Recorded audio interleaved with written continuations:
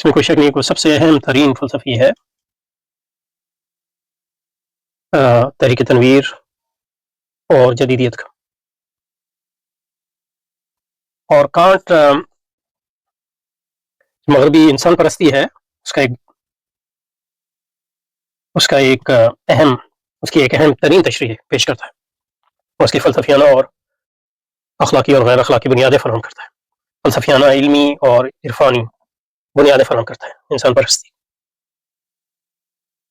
اور کانٹ کے دو اہم چیزیں کہ علمی لحاظ سے اس نے جو ہے ایک اختلاف پیش کیا تجربی ریشنلزم کا اور غیر تجربی ریشنلزم کا، عقل پرستی کا. دوسرا یہ ہے کہ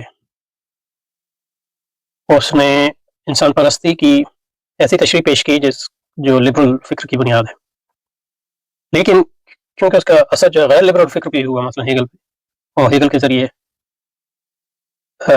کمپرستوں پر اور اشتراکیوں پر، یعنی مارکس پر اور دوسرے کمپرستوں پر بھی، تو اس لحاظ سے کانٹ جو ہے مغربی تہذیب کے دونوں دھاروں کی ایک فکری اور روحانی اور شیطانی جو ہے وہ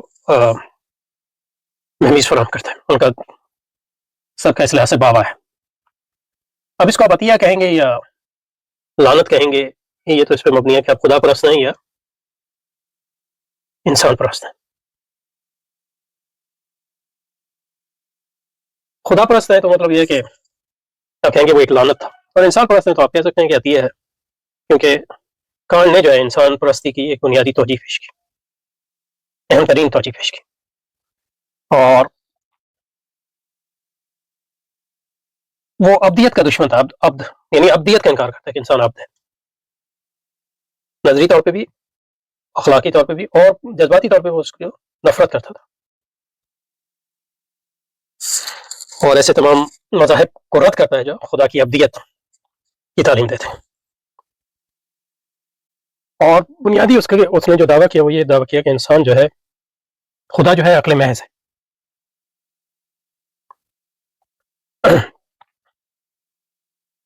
اور انسان جو ہے حیوان جمع عقل ہے، اور جس حد تک وہ عقل ہے انسان اور عقل کا پروردہ ہے اور عقل اس پہ غالب ہے، وہ خدا ہے اور خدا کا شریک ہے. اور جس قدر جو ہے وہ اپنی عقل کو پروان چڑھاتا ہے، اس قدر جو ہے وہ خدا کا شریک ہے. اور وہ خدا کے شریک ہونے کے لحاظ سے جو ہے اس کا فرض یہ ہے کہ وہ خود اپنا تابع ہو، نہ کہ کسی اور کا. اسی کو وہ آٹونومی یا خود مختاری کہتے ہیں. اور اس نے یعنی تاریخ میں پہلی بار یہ دعویٰ کیا کہ اخلاقیات جو ہے خود مختاری کا دوسرا نام ہے. اخلاقیات جو ہے خود مختاری کا دوسرا نام ہے. اس نے یہ ایجاد کیا اخلاقیات کا تصور. ایک جو اس کا شارح ہے وہ لکھتا ہے کہ can't invented the conception of morality as autonomy. یعنی کانٹ سے پہلے کسی نے نہیں کہا کہ اخلاقیات جو ہے خود مختاری ہے. آپ خود مختار ہے تو با اخلاق ہے. اور خود مختاری کا مطلب یہ ہے کہ آپ اپنے تابع ہوں اور کسی کے تابع نہ ہوں. اور اپنے سے مراد یعنی انسان کی حیثیت سے تو ظاہر اپنی عقل کے تابع، کیونکہ اور یہی خدا کا دوسرا نام ہے. اس نے کہا خدا کا شریک ہے، تو اس کا مطلب ہے کہ خدا کے سامنے جھکنے کا کوئی مقصد نہیں، کہ خدا کسی اور کے سامنے جھکتا نہیں ہے. خدا اپنے سامنے ہی اپنی ہی تابعداری کرتا ہے، کسی اور کی تابعداری نہیں کرتا.